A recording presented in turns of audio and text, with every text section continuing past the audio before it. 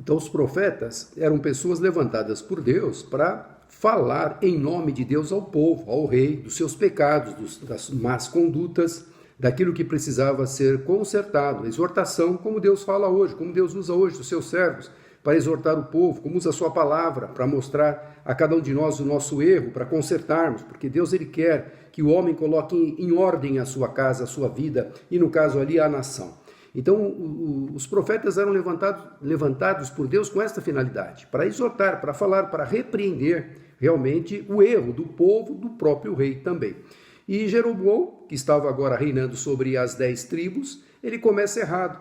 Ele já começa com medo de perder a liderança das 10 tribos que Deus havia lhe dado. Mas por que este medo? Porque a adoração era feita lá no templo que Salomão havia construído, e era em Jerusalém. E ele estava no Reino do Norte. Ele, com medo das tribos que estavam esparramadas sobre Canaã, descessem até Jerusalém para adorar ao Senhor. Jerusalém é a capital do Reino do Sul, onde Roboão reinava. Com este medo que as suas tribos, lideradas por ele, descessem, o que ele faz? Ele edifica 2 altares de bezerros de ouro, um no sul, em Betel, e o outro no extremo norte, em Dan, para que as tribos não tenham o trabalho de descer a Jerusalém para cultuar a Deus. Então eu vou criar para vocês deuses, para que vocês adorem aqui. E a Bíblia fala, muitos dos profetas mencionam várias vezes Jeroboão, filho de Nebate, aquele que fez pecar o povo. Já começou errado as 10 tribos.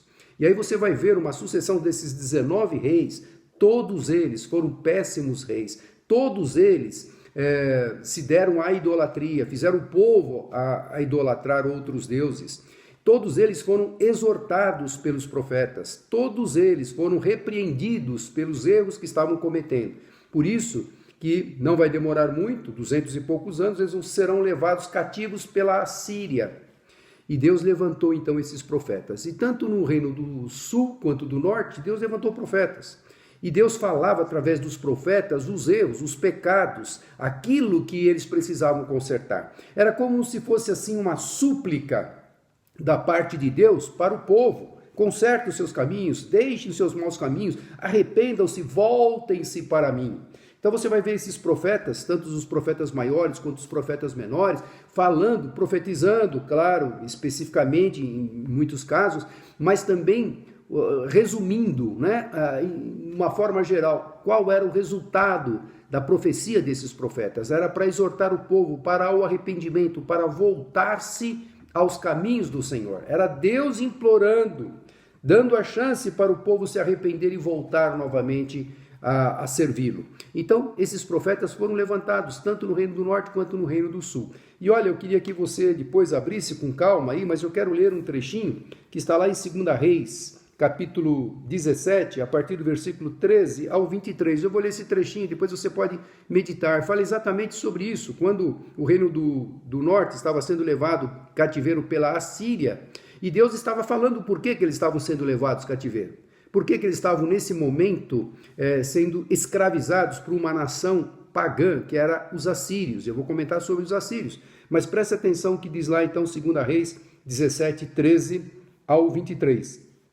E o Senhor protestou a Israel e a Judá, tanto o reino do norte quanto o reino do sul, pelo ministério de todos os profetas e de todos os videntes, dizendo: convertei-vos de vossos maus caminhos e guardai os meus mandamentos e os meus estatutos, conforme toda a lei que ordenei a vossos pais e que eu vos enviei pelo ministério de meus servos, os profetas. Porém, não deram ouvidos, antes endureceram a sua cerviz, como a cerviz de seus pais, que não creram no Senhor seu Deus, e rejeitaram seus estatutos e o concerto que fizera com seus pais, como também os testemunhos com que protestara contra eles, e andaram após a vaidade e ficaram vãos, como também após as nações que estavam em roda deles, das quais o Senhor lhes tinha dito que não fizessem com elas.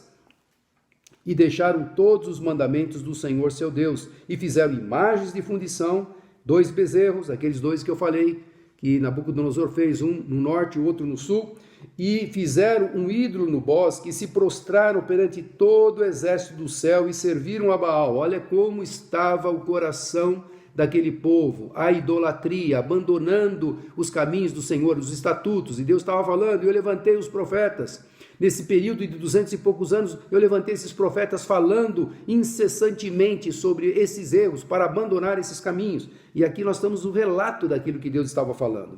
Capítulo 17, versículo 17 agora também. Também fizeram passar pelo fogo a seus filhos e suas filhas. Olha a que ponto chegou a abominação, o pecado desse povo, das 10 tribos. Estamos falando aqui das 10 tribos.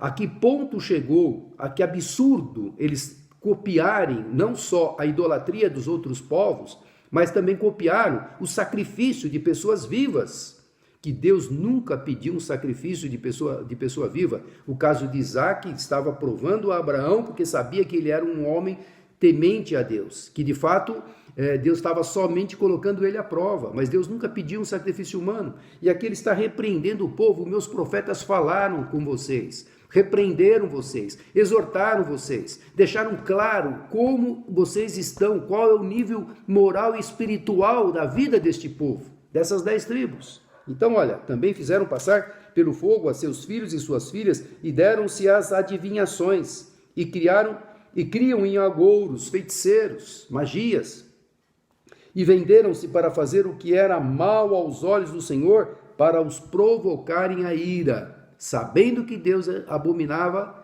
aquelas coisas, aquelas atitudes, aqueles comportamentos, faziam para provocar o Senhor a ira. É a mesma coisa hoje. Se a gente sabe que Deus não se agrada de determinados comportamentos, determinadas situações que a gente está vivendo, presenciando, e Deus às vezes nos dá sabedoria para sairmos e nos orienta através da sua palavra, para não entrarmos em enroscadas, não entrarmos nas tentações, não cedermos às tentações, e a gente sabendo que Deus não gosta, a gente faz de propósito para provocar a ira ao Senhor. Então, olha como o povo, um povo obstinado, um povo desobediente, e essa geração que já está dentro de Canaã, mas estas 10 tribos que estão sendo governadas para um homem pecaminoso, um homem idólatra, e que fez todas as 10 tribos debaixo do seu reinado também pecarem, a este ponto que Deus agora está chamando a atenção. Por que vocês estão sendo levados cativos pela Síria? Versículo 18, pelo que o Senhor muito se indignou contra Israel e os tirou de diante da sua face. Nada mais ficou senão a tribo de Judá. Judá depois, Judá e Benjamim, vão ser tratados mais tarde também, porque Deus vai continuar levantando profetas. Até Judá, olha lá, não guardou os mandamentos do Senhor seu Deus, antes andaram nos estatutos que Israel fizera. Judá vai ver o que vai acontecer com as 10 tribos, Judá e Benjamim, vai ver o que vai acontecer com as 10 tribos, que vão ser levadas escravas para o povo da Síria, e eles vão ter a oportunidade por mais 135 anos de colocar a casa em ordem. Mas eles continuam também cometendo erros semelhantes àqueles que eram abomináveis aos olhos do Senhor. Então até Judá não guardou os mandamentos do Senhor, e vai ter uma consequência lá na frente. Eu vou terminar sobre as 10 tribos, depois nós vamos nos ater, como eu falei, na tribo de Judá e Benjamim, pela qual a linhagem de Judá vem o Salvador. Versículo 20, pelo que o Senhor rejeitou a toda a semente de Israel e os oprimiu e os deu nas mãos dos seus despojadores, até que os tirou de diante da sua presença. Porque depois que o Senhor rasgou a Israel da casa de Davi, e eles fizeram rei a Jeroboão, filho de Nebate, Jeroboão apartou Israel de seguir o Senhor e os fez pecar um grande pecado. Assim andaram os filhos de Israel em todos os pecados que Jeroboão tinha feito, nunca se apartaram deles. Você percebeu? Nunca se apartaram deles. Deus não deu chance? Deu. Deus não deu a oportunidade de se arrependerem? Deu. Deus não levantou profetas para falarem nitidamente o que estava desagradando a Deus? Levantou sim. O próprio Deus agora falando por que aquela nação estava sendo subjugada. E eles nunca se apartaram dos pecados de Jeroboão, ou seja, nunca deixaram a idolatria. A idolatria sempre esteve em eminência em todos esses anos, onde os reis exerceram seus reinados. Até que o Senhor tirou a Israel de diante da sua presença, como falara pelo ministério de todos os seus servos, os profetas. Assim foi Israel transportado da sua terra a Assíria, onde permanece até o dia de hoje. Então eles foram transportados. Quem eram os assírios? Os assírios eram um povo bárbaro, extremamente bárbaro, um povo que aumentava o seu império através de nações que eles dominavam. Eles subjugavam nações, eles entravam, eles eram bárbaros, eles judiavam das pessoas que eram levadas escravas, cortavam a orelha, cortavam a língua, furavam os olhos, decapitavam os braços e por fim cortavam a cabeça. E com essa cabeça cortada de cada opositor, cada guerreiro tombado no campo da batalha, eles faziam grandes pirâmides na porta daquela cidade, com aqueles crânios, com aquelas cabeças daqueles soldados vencidos. E quanto maior era a pirâmide de crânios, era maior a exaltação que a Síria tinha sobre aquela conquista que tinha acabado de fazer. Então eles eram bárbaros. E é para este povo bárbaro, os assírios, que Deus permitiu. Olha, Deus permitiu, porque eles provocaram a ira ao Senhor. Meu irmão, Deus tem o poder da vida e da morte. Ele tem o poder para reverter qualquer situação.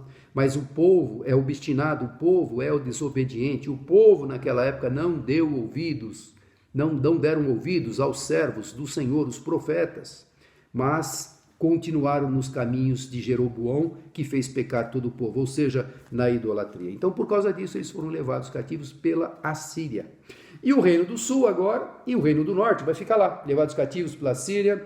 A Síria vai esparramá-los em todo o seu reino, que era uma potência, que já tinha conquistado muitas nações, e eles vão migrar, e vão trazer pessoas de outras nações para habitar aonde as 10 tribos habitavam. Então houve uma miscigenação aí, uma mistura do povo de Israel com as demais nações, as sírias, onde as nações conquistadas pela Síria. E você não vai ouvir falar, você vai ouvir falar deles lá, os samaritanos, é esse povo aí, os samaritanos, que não falavam com os judeus na época de Jesus, porque era um povo misturado.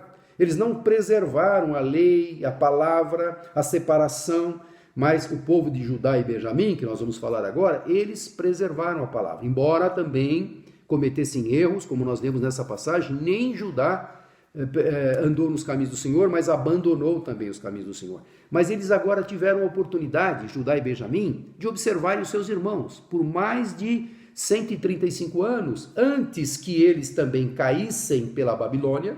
A Babilônia subjugou Judá e Benjamim, eles foram levados cativos na Babilônia, mas eles poderiam ter mudado. Quando viram seus irmãos sendo levados cativos pela Assíria, eles podiam falar: opa, o Senhor foi rígido, o Senhor exerceu exerceu a justiça, porque alertou-os, como alertou a nós, e eles não ouviram. Então vamos ouvir nós.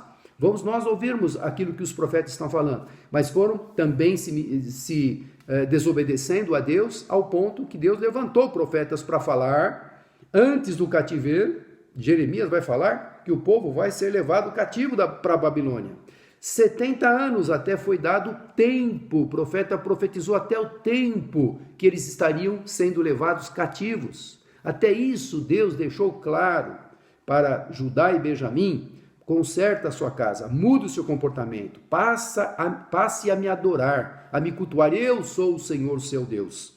E mesmo assim não deram ouvidos. E falsos profetas foram levantados até, você conhece a história do profeta Jeremias, o quanto ele sofreu por falar a verdade, o quanto ele padeceu por alertar o povo, não foi compreendido, como hoje o servo do Senhor não é compreendido. Quando ele traz uma palavra de exortação, as pessoas não gostam. Quando ele fala sobre pecado, as pessoas também não gostam. Não gostam porque não é confortável ouvir uma palavra sobre pecado, porque se eu estou em pecado, isto me machuca, isto me fere, isto me incomoda, porque eu tenho que ter uma posição, uma postura de mudança. E o povo não quer mudança, o povo quer comodismo. Isso que está acontecendo nos nossos dias hoje, meu irmão, eu vejo aí a mão do Senhor fazendo com que o povo olhe para Ele. Eu tenho recebido muitos pedidos de oração de pessoas que eu nunca vi, nunca conheci, é amigo do amigo, está pedindo oração, que não é crente, não é nada. A gente ora, porque Deus tem propósitos para alcançar essas vidas, mas tem pessoas hoje que nunca pedir uma oração, mas nesse tempo, nesse momento, ou está internado, ou está com Covid, e aí eles pedem oração. Aquele povo que ora, aquele povo que é fanático, que todo fim de semana vai na igreja, que só pensa em igreja. Sempre criticaram a gente, criticaram você também.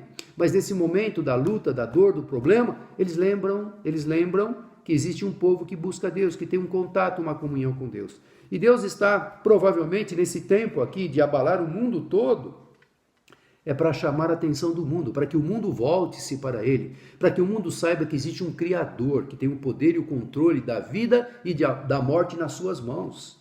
E é importante que esse povo saiba que existe um Deus, saiba que Deus tem o seu meio de fazer com que o povo volte-se a Ele. Como no passado ele tinha os seus servos, os profetas, hoje a palavra não deixou de ser pregada, a palavra continua sendo propagada, continua sendo pregada a todos os cantos, pela mídia, né? Televisiva. Tantas coisas estão sendo mencionadas, tantas pregações maravilhosas de exortação nos nossos dias estamos ouvindo. Você faz uma pregação, essa pregação é transmitida por um grupo de pessoas, esse grupo transmite, posta para outros grupos, e você não pode imaginar a abrangência das pregações que estão sendo ministradas hoje, via WhatsApp, via o YouTube e outras redes sociais, estão alcançando aqui e lá fora também. Glória a Deus por isso. É um tempo onde Deus está dando a oportunidade para o povo se arrepender, para o povo voltar-se a Ele. Eu sempre falei, a história de Israel não é só simplesmente uma história. Aconteceu com aquele povo, que bacana saber o que o povo passou, como desobedeceu, como foram levados cativos, como depois saíram do cativeiro. Não. Nós somos o povo de Israel hoje. A mesma obstinação que aquele povo tinha de desobedecer a Deus, nós temos também como povo de Deus hoje. O povo de Deus hoje também, quando está tranquilo, se acomoda, não quer nada, não quer compromisso, não quer uma atitude de mudança, não quer. E Deus, então, tem as suas formas de chamar a atenção do seu povo. E eu vejo, então, que nesse momento Judá e Benjamim poderiam ter aprendido uma lição. Não é mais fácil você aprender lição com o erro dos outros? Ou você prefere errar, bater, cair no buraco para saber que lá tinha um buraco? Se alguém está falando, olha, não vai por aqui, que lá tem um abismo, lá tem um buraco, desvia o caminho. Não, eu vou, quero saber se tem mesmo. Cai. Tinha mesmo. Então, por que não aprender com o erro dos outros? E que serve para nós também hoje. Quando você vê alguém em pecado, alguém sofrendo determinadas consequências, vê o histórico. Claro que nós estamos no mundo, teremos aflições, como Jesus falou, mas para que a gente tenha bom ânimo, porque Ele venceu, e se estivermos com Ele, Ele vai estar conosco, e vamos superar as provações, as lutas e as dificuldades. Mas muitos abandonam os caminhos do Senhor, e aí estão pela força do seu próprio braço, vão passar por lutas, provações, dificuldades, porque o Senhor não terá mais compromisso com aqueles que o abandonam. E o povo de Israel agora, ao invés de olhar então o erro dos seus irmãos, das 10 tribos do norte, que situação calamitosa eles se encontravam agora, foram levados cativos para a pior, penso eu, uma das piores potências mundiais que estavam em evidência naquela época, os assírios, bárbaros. E agora a gente vê o povo de Israel cometendo os mesmos erros da desobediência. Mas mesmo assim, Deus, na sua infinita graça, misericórdia, compaixão, paciência, continuou levantando profetas para falar, para que se arrependessem, para alertar, olha, se vocês não mudarem o seu comportamento, vocês vão ser levados cativos pela Babilônia, como seus irmãos do norte foram levados pela Síria, vocês serão levados pela Babilônia. E Jeremias falou, e até 70 anos foi deixado claro que eles deveriam se arrepender. Então aí a gente vê o quanto o povo começou a desobedecer a Deus. E aí vem o cativeiro da Babilônia. Nós conhecemos muito bem o cativeiro da Babilônia, sabendo que Deus usou a Babilônia por 70 anos para que o povo lá aprendesse uma lição. E depois desse período de 70 anos, olha, quase uma geração, 70 anos, eles vão sair de lá para voltar para Jerusalém. Então Babilônia sitia Jerusalém, leva os nobres na primeira deportação, depois Ezequiel vai na segunda deportação, e Daniel com os seus 3 amigos, né? Daniel, Misael, Azarias, Misael, a gente sempre guarda o nome dado pelo rei Nabucodonosor, o nome caldeu, né? Sadraque, Mesaque e Abdenego, os 3 amigos de Daniel, como Daniel, foram levados para a Babilônia, eram nobres, família nobre. E você vai ver lá agora, Deus tratando com o povo de Israel, as 2 tribos, Judá e Benjamim, lá no cativeiro. Então preste atenção, Deus levantou profetas antes do cativeiro, vamos agora ter as 2 tribos de Judá e Benjamim, porque a tribo do norte, as 10 tribos, foram levados para a Síria e foram misturados. E mais tarde você vai ouvir falar deles, que são os samaritanos. Mas agora, o povo de Deus, o povo de Israel, está lá na Babilônia, foram levados cativos. E a Babilônia sitiou Jerusalém, levou na primeira deportação os nobres, onde está lá o Daniel e seus 3 amigos, e depois, na segunda deportação, alguns anos depois, ela vai e destrói, queima o templo de Salomão, aquele templo que estava em Jerusalém, aquilo que seria a adoração dos judeus, aquilo que seria, sabe, o lugar sagrado deles, porque a presença do Senhor habitava ali. Para você ver, Deus não está preocupado com a suntuosidade, com a beleza, né, o ornamento. Deus está preocupado com esse templo aqui, em ter a seriedade de adorá-lo de coração. E Deus permitiu tudo aquilo que Deus capacitou Salomão na sabedoria para ele construir aquele templo de uma forma suntuosa, com toda a sabedoria, com toda a riqueza, com todos os recursos que Davi tinha deixado, ele construiu. Agora Deus permite que aquele templo tão adorado pelos israelitas seja destruído, mas havia sido profetizado que eles precisariam consertar a sua casa, e Deus permitiu que um rei pagão, Nabucodonosor, viesse e sitiasse Jerusalém, levasse a primeira deportação aos nobres, levou também os utensílios, aquelas taças de ouro, aqueles castiçais, tudo aquilo que Deus deu para Moisés lá no Monte Sinai, que construiu o tabernáculo, todos aqueles utensílios. Depois também, creio que Salomão ampliou os utensílios, porque o templo era maior do que era o tabernáculo, tudo aquilo de ouro, vasos, taças, copos, bacias e uma série de coisas, levou para a Babilônia na primeira deportação. E na segunda deportação ele veio, sitiou e destruiu. Isso, se eu não me engano, está lá em 2 Reis 25, de 8 a 17, no ano 587 a.C. 586 foi a tomada de Jerusalém pela Babilônia. Em 587 a.C., lá em 2 Reis 25, de 8 a 17, fala que ele queimou o templo e levou o resto dos utensílios, as coisas sagradas, que já havia levado uma grande parte, levou tudo para a Babilônia. A Babilônia foi como se fosse uma caixa forte daquelas peças sagradas, dos utensílios que Deus havia determinado que fosse feito para utilizar no memorial, né, do ofício do culto, e agora foi levado lá para a Babilônia. Então, tudo aquilo que era de adoração, que eram aqueles utensílios que eram usados para adoração ao Senhor, Deus permitiu que o rei da Babilônia levasse. Puxa, você fica pensando, eu também fico analisando, puxa, um rei pagão, que não tem nada com Deus, Deus permitiu que esse rei pagão sitiasse a capital Jerusalém, levasse os nobres, e agora ele vem de novo e queima a casa do Senhor. Eu posso imaginar no coração daquele povo daquela época, daquelas 2 tribos, o que passava no seu coração. Talvez eles tenham se lembrado das profecias de Jeremias, que havia sido mencionada que a Babilônia viria um dia contra eles, e que os falsos profetas amenizavam essa situação. Não, isso não vai acontecer. Ou que o cativeiro não vai ser todo esse tempo, e contradizendo aquilo que Jeremias havia dito. E agora, eles posso imaginar na cabeça deles o templo, aquilo que Salomão fez com toda a suntuosidade, com toda a sabedoria, com toda a riqueza, agora foi queimado. E nós, povo livre, povo de Deus, povo que teve experiências com Deus, que podíamos ver os milagres que Deus realizou, agora somos escravos de novo. Lembra do Egito? Lá atrás, escravizados de novo. E agora eles vão ficar lá 70 anos.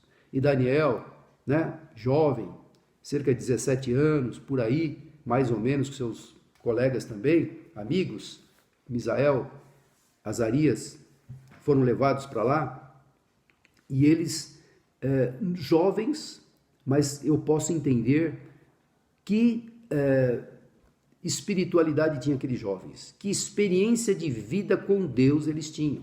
foram abandonados, né? Foram arrancados, melhor dizendo, não abandonados, arrancados das suas famílias, dos seus lares, mas eles foram colocados lá na corte, eram nobres. E agora o rei Nabucodonosor pega todos os nobres e manda que sejam bem alimentados, porque daqui a um tempo eu vou testá-los. Eu quero que vocês estejam bem alimentados, porque eu vou testá-los em toda a ciência, em toda a cultura, quero saber, porque eu quero ter pessoas aptas, sábias, para me aconselharem em momentos difíceis, para me aconselharem quando eu tiver que tomar uma decisão difícil. Eu tenho que ter pessoas sábias, pessoas nobres, pessoas com responsabilidades para esta finalidade. Então, e logo no início nós vamos ver esses 4 jovens dando uma lição de compromisso com Deus. Tudo aquilo que o povo não fez, esses 4 jovens nos dão uma lição, mas eles tiveram um aprendizado. Eles não simplesmente não aparecem na história aqui por aparecerem, não, eles tiveram, posso entender, nós não conhecemos os pais desses jovens, mas eles foram educados por esses pais no temor do Senhor, nos princípios da palavra, e logo no início eles já tomam uma posição numa terra estranha, uma imposição de um líder, que era Nabucodonosor, para o seu serviçal. Olha, não deixe que falte nada para estas pessoas, porque eu quero que eles tenham do bom e do melhor, do manjar do rei, da mesa do rei, vai ser servido para eles. Eram carnes sacrificadas provavelmente aos seus ídolos, carnes que o povo de Israel sabia que era imundo, que era contra a lei de Moisés. Eles sabiam disso. Bebidas fortes, e aí eles se propuseram em seu coração de não se contaminarem com a comida do rei. Olha que coisa, um jovem. Hoje, como é que é o jovem? Como é que é a mocidade de hoje? Às vezes não tem preocupação, estou longe de casa, estou de férias, meus pais não estão por perto, eu posso aprontar todas e ninguém vai ficar sabendo, então é um momento que eu posso realmente aproveitar de fazer aquilo que eu não posso fazer.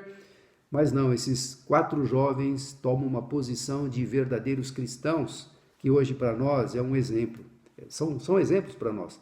Porque eles colocaram em seu coração de não se contaminar. Estavam distantes, ninguém estava vendo, seus pais não estavam tendo ciência daquilo que eles estavam fazendo, mas eles tinham o temor do Senhor guardado em seus corações. E aí o responsável por eles, não, mas eu não posso dar só água e verdura que vocês estão pedindo aí, eu tenho que dar alimento sólido para vocês, porque o rei vai provar vocês, vai ver vocês abatidos, depois eu é que serei o responsável.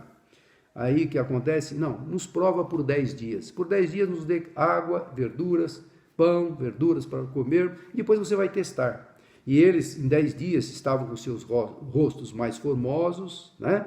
Mais saudáveis, comendo comida saudável, né? Porque eles escolheram comidas saudáveis, e assim, então, a dieta deles permaneceu desta forma. Mas o interessante é ver a posição.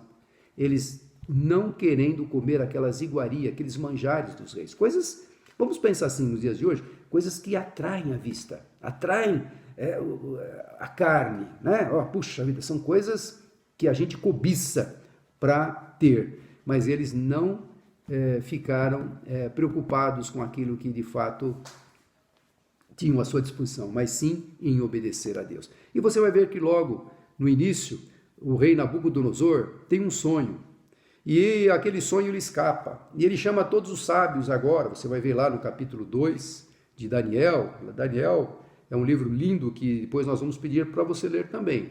Livro de Daniel, você vai ver Deus agindo através de Daniel, o quanto ele foi precioso, importante, ele e os seus amigos, seus colegas, dentro da corte. Enquanto Ezequiel ficava com o povo, falando, tratando com o povo, Daniel foi o profeta lá na corte. Então, 2 profetas que Deus agiu, que usou no meio do cativeiro, Daniel e Ezequiel, os 2. Deus usou profetas antes do cativeiro, usou no cativeiro Daniel e Ezequiel, e depois do cativeiro, que eu vou falar nas próximas aulas, Ageu, Zacarias e Malaquias, mais 3 profetas, terminando então o Velho Testamento. Nós vamos falar um pouquinho dos 70 anos aqui, depois que eles saem, né? Há um decreto autorizando eles regressarem depois dos 70 anos para a Babilônia, da Babilônia para Jerusalém, e aí nós vamos ver os 3 últimos profetas que Deus vai levantar, Ageu, Zacarias e Malaquias. Depois nós vamos ter 400 anos de silêncio sem ninguém profetizando da parte de Deus para o seu povo. E nós vamos explicar, é um período interbíblico, né? Mas nesse momento agora, Nabucodonosor tem este sonho. Um sonho que lhe perturbou, lhe tirou o sono e trouxe perturbação. Então ele chama todos aqueles sábios para me falar qual é o sonho que eu tive, porque aquilo que eu sonhei me escapou, eu não me lembro mais. E aqui há algumas interpretações. Eu não sei se de fato ele esqueceu ou se de fato ele estava falando para os seus sábios que ele havia esquecido e que eles contassem o sonho e que contassem também a sua interpretação. Mas de todas as formas a palavra fala que aquilo que eu sonhei me escapou. Então digamos que ele tivesse esquecido mesmo. Então todos os sábios que vieram, os caldeus, os adivinhos, todos aqueles mágicos que estavam ali à disposição dele, vieram e não puderam interpretar. E eles falaram: ó rei, o que o senhor nos pede, nenhum rei, nenhum dominador sobre a face da terra pede. Isso, nenhum dominador pede isso dos seus conselheiros. E aí ele percebeu: vocês estão me enrolando, vocês não sabem nada, vocês não estão conseguindo me falar o sonho nem a sua interpretação. E aí, já que vocês estão aqui no bem bom e na hora que eu preciso vocês não dão o que eu quero, há uma única sentença para vocês, é morte, eu vou mandar matar. Então aquela ordem saiu para todo o palácio. Todos os sábios vão ser mortos, porque ninguém foi capaz de interpretar, falar o sonho nem dar a sua interpretação. Isso chega aos ouvidos de Daniel. E aí ele fala com o comandante que saiu com esta ordem: olha, me introduz perante o rei, eu quero ter uma palavrinha com ele. Então colocam Daniel perante o rei. Está tudo lá no capítulo 2 de Daniel. E Daniel pede um tempo para que ele pudesse orar ao Deus dos céus e depois desse a interpretação. E naquela mesma noite, olha que coisa linda, é da gente admirar este jovem. Naquela mesma noite, ele e os seus 3 companheiros, os 4, oraram e Deus respondeu naquela mesma noite o sonho e a sua interpretação. E ele agradece a Deus, ele reconhece que aquele segredo, só Deus poderia dar a ele a interpretação. E no dia seguinte ele é introduzido novamente perante o rei e ele conta o sonho e também a sua interpretação. Qual era o sonho? Você deve lembrar-se, era o sonho da grande estátua, né? Uma grande estátua, cabeça de ouro, peito e braços de prata, ventre e quadril de bronze, pernas de ferro e pés de ferro misturado com barro. E uma grande pedra do nada era cortada e batia nos pés dessa grande estátua e esmiuçava toda a estátua, tanto ouro, prata, bronze, ferro, e esta pedra se multiplicava e enchia toda a terra. Esse era o sonho. E aquilo perturbou Nabucodonosor. E agora a interpretação. Qual era a interpretação? Olha o que Deus revelou para um homem pagão, um rei pagão que destruiu o templo. Mas isso tudo foi com permissão de Deus. Nenhum homem, nenhum déspota por aí pode fazer algo sem que Deus permita que seja feito. Deus usou aquele Nabucodonosor para ensinar uma lição para aquele seu povo, nesses 70 anos. Adoravam o templo, mas talvez não o Deus do templo. Então o templo foi destruído. E agora mostrou a esse rei pagão, Nabucodonosor, o futuro da humanidade. Ou seja, os próximos reinos que sucederiam a Babilônia. Babilônia, então, a cabeça de ouro seria a Babilônia, que estava no auge, no poder, que mandava. Ele tinha poder com relação às outras nações também, ele dominava. Peito e braços de prata, que seria a sucessão da Babilônia, que seriam os medos e persas. A Pérsia ainda era uma pequena província.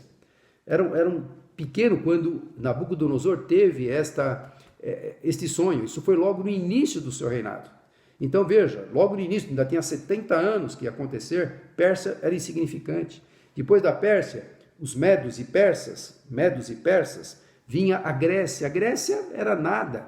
Grécia não era nada também. A Grécia depois sucederia os medos e persas. E depois da Grécia, o Império Romano, na época de Jesus. Quem que dominava? Império Romano. Antes do Império Romano, eram os gregos. Lembram? Paulo pregava lá, pregou aos gregos. E a gente pode entender todo o plano para a humanidade. Deus revelou a um pagão.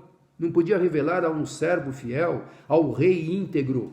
Mas os reis, muitas vezes, eles estavam se desviando dos caminhos do Senhor, e Deus chamava a atenção. Deus usou o rei, como o rei Davi, como o rei Josafá, outros reis abençoados foram usados por Deus, mas agora como uma lição para aquele povo desobediente que estava passando um momento de cativo, né, de cativeiro, de escravidão.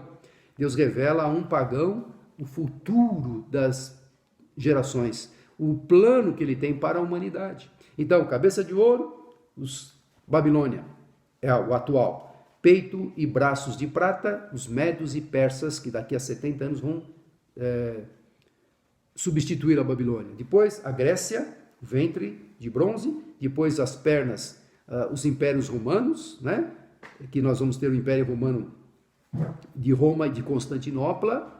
Nós vamos ter aqui as pernas de ferro e os pés misturados com ferro e barro. Depois nós vamos fechar essa visão que o rei Nabucodonosor teve lá na grande tribulação, quando 10 reinos surgirão que apoiarão o homem anticristo.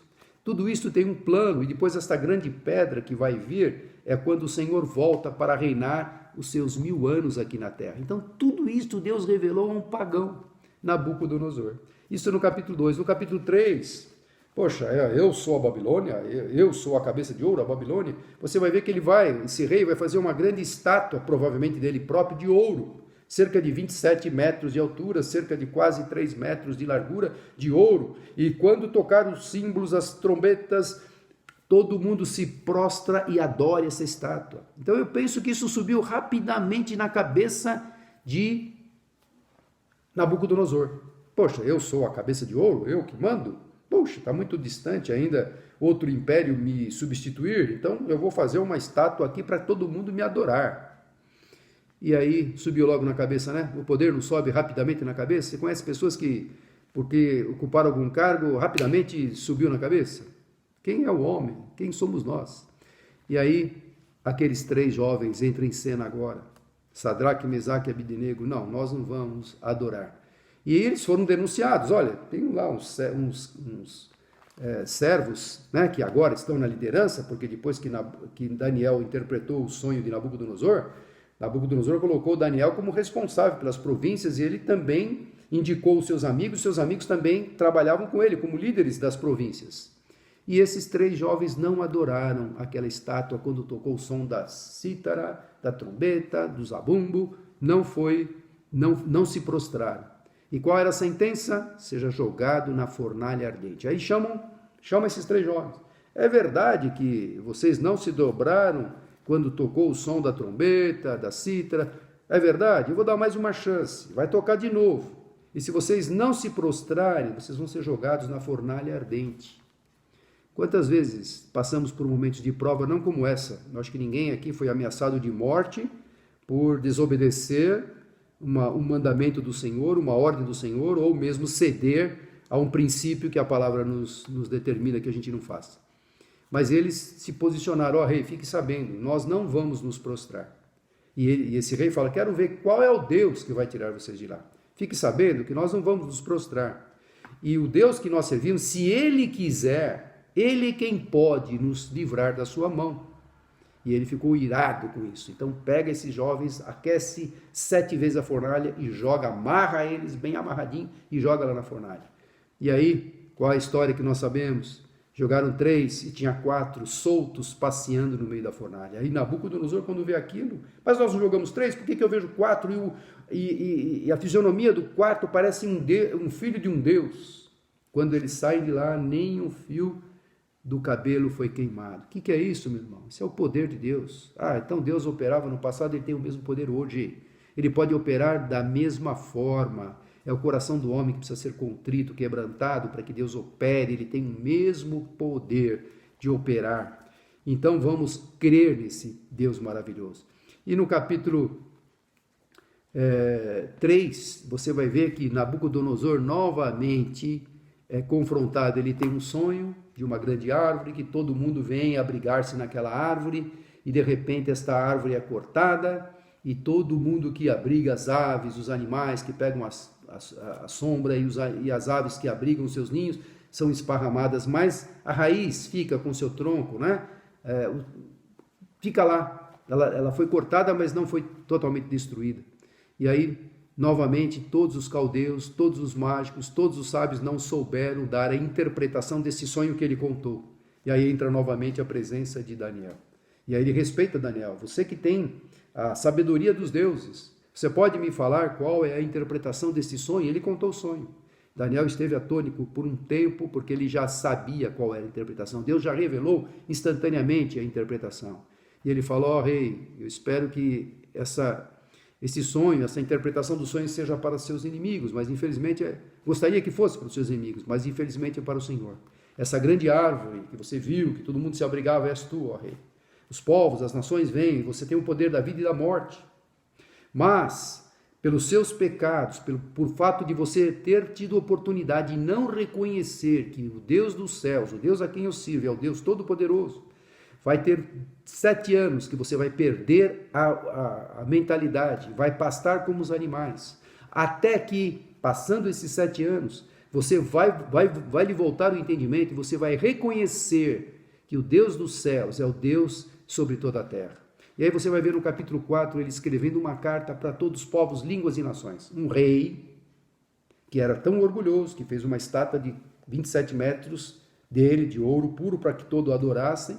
E agora, depois dessa interpretação, ele perde a razão, fica 7 anos comendo capim, como se pensando que fosse um animal, e depois desses 7 anos volta o raciocínio, volta os seus comandantes, colocam novamente no poder, o seu reino é aumentado ainda, o seu poder é aumentado ainda, como diz a palavra.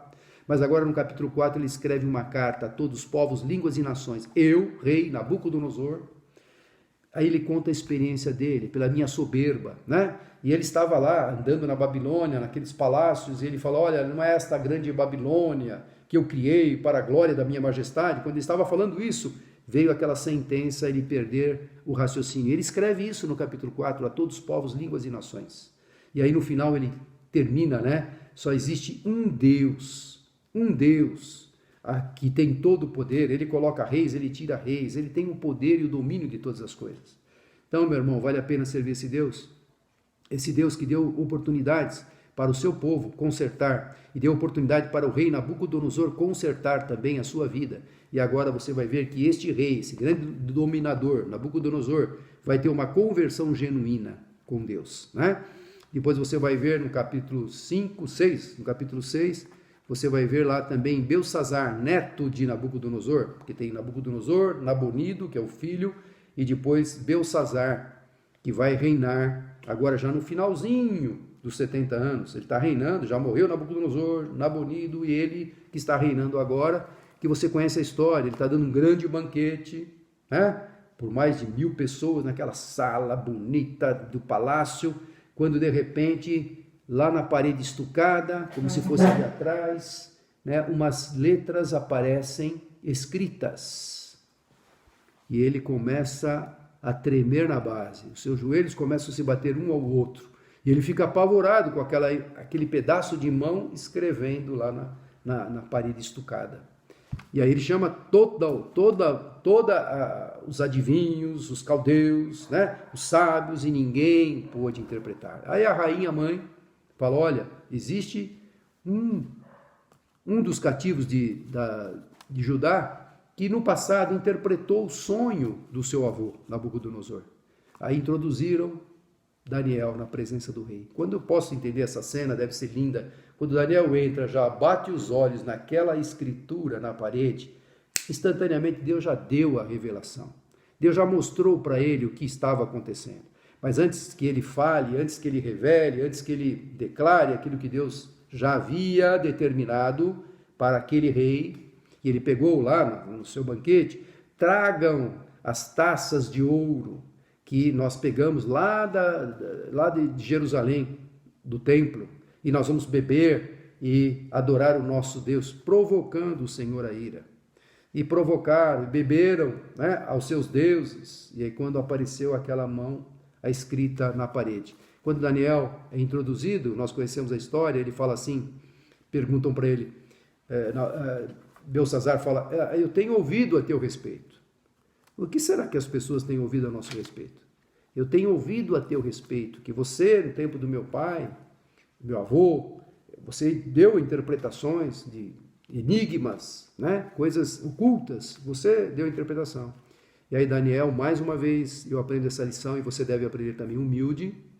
Existe um Deus que revela o escondido e o oculto, ele que tem um poder. E aí ele conta a história que Nabucodonosor, o seu avô, teve quando ele perdeu aquela razão, porque ele não se dobrou, ele não se humilhou. E você, Belsazar, seu neto, sabendo disso, você também não aprendeu a lição. E aquela inscrição, Deus disse que você foi contado o teu reino e você foi achado em falta e passou de ti o reino. Foi contado o teu reino, você foi achado em falta e passou de você o reino. Será que Deus não tem uma lição para nós? Será que Deus contou os nossos dias? Claro que Ele contou. Será que estamos sendo aprovados por Deus? Será que a nossa vida tem agradado a Deus? Ou será que a gente tem ouvido as observações, as exortações e não estamos nem um pouco preocupados com aquilo que Deus está falando?